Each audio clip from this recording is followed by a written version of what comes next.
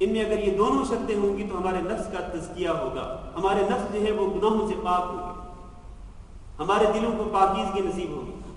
تیسری بات یہ ہے کہ اللہ تعالیٰ نے جن اعمال کو فرض کیا ہے ان فرائض پر ہم ہمیشگی اختیار کریں، اور آپ کو معلوم ہے کہ فرائض میں سب سے اہم فریضہ جو ہے وہ کیا ہے؟ وہ 5 وقتی نماز ہے۔ 5 وقتی نمازوں کی پابندی کریں اور مسجد میں آ کر باجماعت نمازیں ادا کریں۔ اگر ہم ان فرائض پر ہمیشگی اختیار کریں گے، ان فرائض کی حفاظت کریں گے، پابندی کے ساتھ ان فرائض کو ادا کریں گے، ہمارے نفوس کا تزکیہ ہوگا، دلوں کو راحت پہنچے گی، دلوں کو سکون نصیب ہوگا، اطمینان نصیب ہوگا۔ اطمینان نصیب ہوگا تو یہ دل جو ہے یہ گناہوں کے زنگ سے پاک ہوگا۔ اور چوتھی بات یہ ہے کہ فرائض کے ساتھ ساتھ ہم جو نوافل ہیں ان کو کثرت سے ادا کریں، خاص طور پر فرض نمازوں سے پہلے اور فرض نمازوں کے بعد کی جو سنتیں ہیں ہم ان کو ہمیشہ پڑھتے رہیں اور ان میں کوئی سستی نہ کریں۔ ان نوافل کو ادا کرنے سے، ان سنتوں کو ادا کرنے سے نفوس کا تزکیہ ہوتا ہے، نفوس گناہوں سے پاک ہوتے ہیں۔ نبی کریم صلی اللہ علیہ وسلم نے ارشاد فرمایا کہ جو شخص فرض نمازوں کے علاوہ 12 رکعات پڑھتا ہے، دن اور رات میں 12 رکعات پڑھتا ہے فرض نمازوں کے علاوہ، اور یہ 12 رکعات کون سی ہیں؟ یہ فرض نمازوں سے پہلے اور بعد کی جو سنتیں ہیں وہی ہیں جن کو ہم سنن مؤکدہ کہتے ہیں۔ تو جو شخص یہ پڑھتا رہتا ہے، اللہ کے نبی صلی اللہ علیہ وسلم نے ارشاد فرمایا کہ اللہ تعالیٰ اس کے لیے جنت میں گھر بنا دیتا ہے۔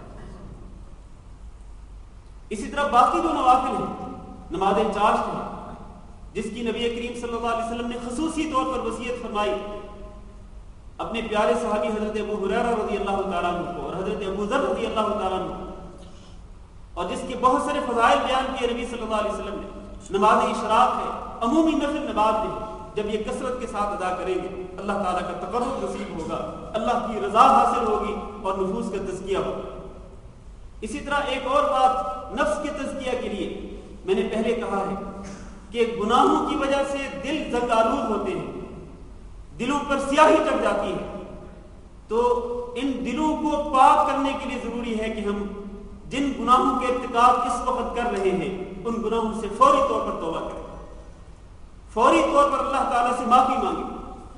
جب توبہ کریں گے، استغفار کریں گے، اللہ تعالیٰ سے معافی مانگیں گے، ہمارے نفوس کا تزکیہ ہوگا، دلوں کو پاکیزگی نصیب ہوگی۔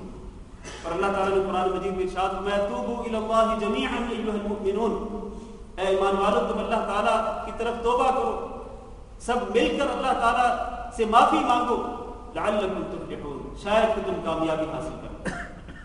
ہمیں امید ہے نا کہ ماہ رمضان شروع ہوگا، اس ماہ رمضان کے روزے رکھیں گے، اس میں قیام کریں گے، اس میں تلاوت کریں گے، اس میں صدقات و خیرات میں بڑھ چڑھ کے حصہ لیں گے اور ذکر اذکار کریں گے، باقی عبادات سر انجام دیں گے، ہمیں کامیابی نصیب ہوگی۔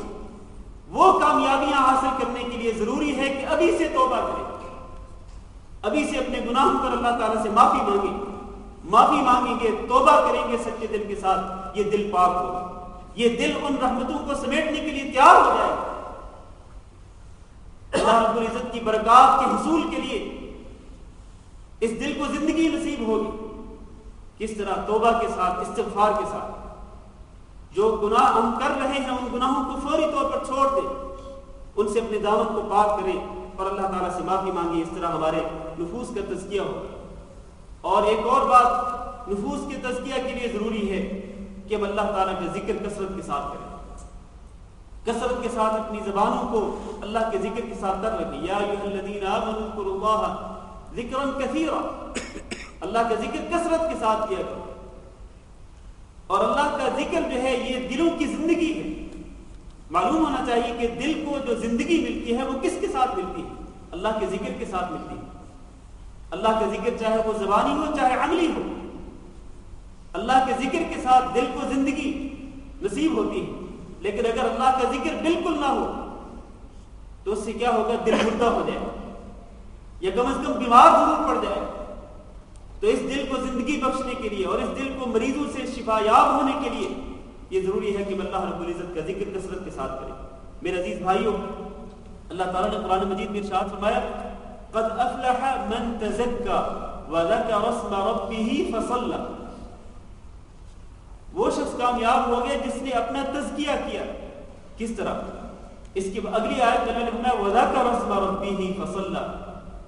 اس نے اپنا تزکیہ کس طرح کیا؟ اپنے رب کا نام ذکر کر کے اور فصلہ نماز پڑھ کے. رب کا نام ذکر کر کے یعنی اللہ تعالیٰ کا ذکر کر کے اور نماز ادا کر کے جس نے اپنے نفس کا تزکیہ کیا وہ شخص کامیاب ہو گیا. یہ آیت کہاں ہے؟ یہ آیات سورۃ الاعلیٰ میں موجود ہے اور یہ سورۃ الاعلیٰ عام طور پر رمضان المبارک میں کثرت کے ساتھ ہم سنتے ہیں. نماز وتر میں ہم بار بار اس صورت کو سنتے ہیں. اسی صورت میں اللہ نے فرمایا کہ قد افلح من تزکا وذکر اسم ربہ فصلی. اس سے معلوم یہ ہوا کہ ذکر اللہ کے ساتھ اور نمازوں کی ادائیگی کے ساتھ تزکیہ ہوتا ہے.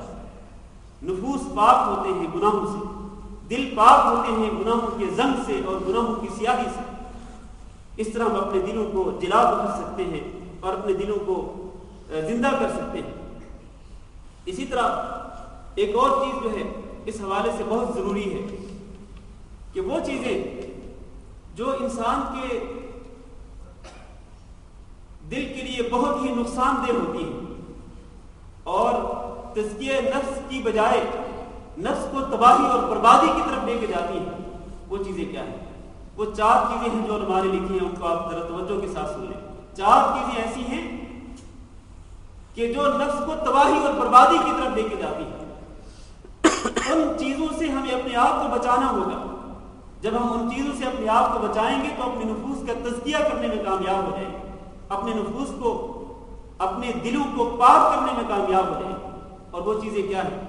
سب سے پہلی چیز جو دل کے لیے نہایت ہی نقصان دہ ہوتی ہے وہ ہے فضول گفتگو. اور زبان سے وہ گفتگو کرنا جس کو اللہ تعالیٰ نے حرام قرار دے دیا.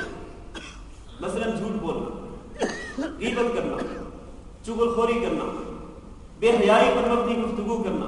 کئی لوگ نہایت ہی اللہ معاف کرے کہ جب وہ گفتگو کرتے ہیں تو ان کی گفتگو میں شرم و حیا نہیں ہوتی, بے حیائی والے گفتگو کرتے ہیں. اس سے اللہ تعالیٰ نے منع فرمایا ہے.